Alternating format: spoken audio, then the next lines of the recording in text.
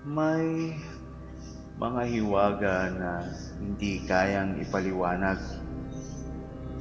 at nananatili na lamang tanong sa ating isipan. Habang naghihintay ka ng kasagutan,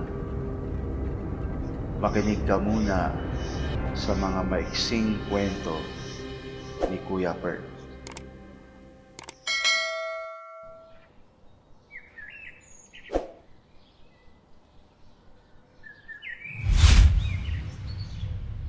Paano palayasin ang masamang espiritu? Baka may naakit kang hindi mo dapat inakit.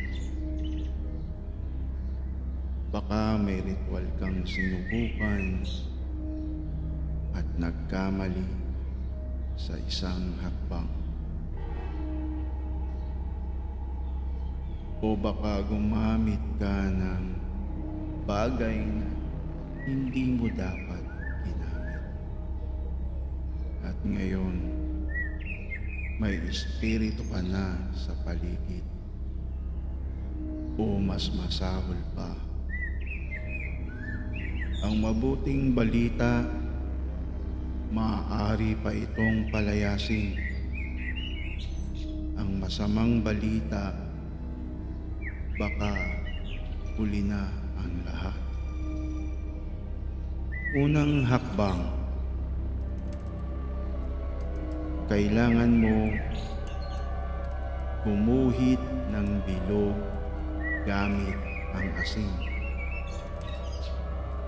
3 salamin.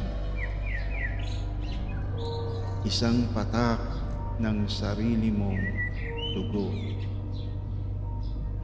At ang mismong bagay na hindi mo dapat ginamit sa unang ritual. Ilagay ang bagay sa gitna ng bilog na asin. Ipaligid ang 3 salamin. Nakaharap papaloob. Tumayo ka sa labas ng bilog at sabihin ng malakas, ang binuksan ay isinasara, ang tinawag ay tinatanggihan. Ang puwang na ito ay hindi na iyo. Kapag may salaming unang nabasag, yun ang pipintahan mo ng iyong dugo. Doon at doon lang. Kapag gumalaw ang bagay o umusok, umalis na ito. Pero kung nananatili lang ito, huli ka na. At kung ganoon, napakamalas mo.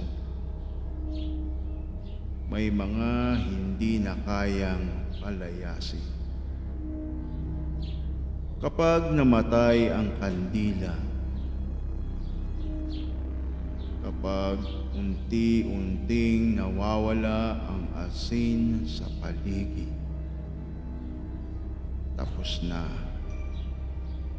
Ginawa ko na ang lahat ng pwede kong sabihin. Swerte na lang ang matitira sa iyo. Simula pa lang totoo, mga maiksing kwento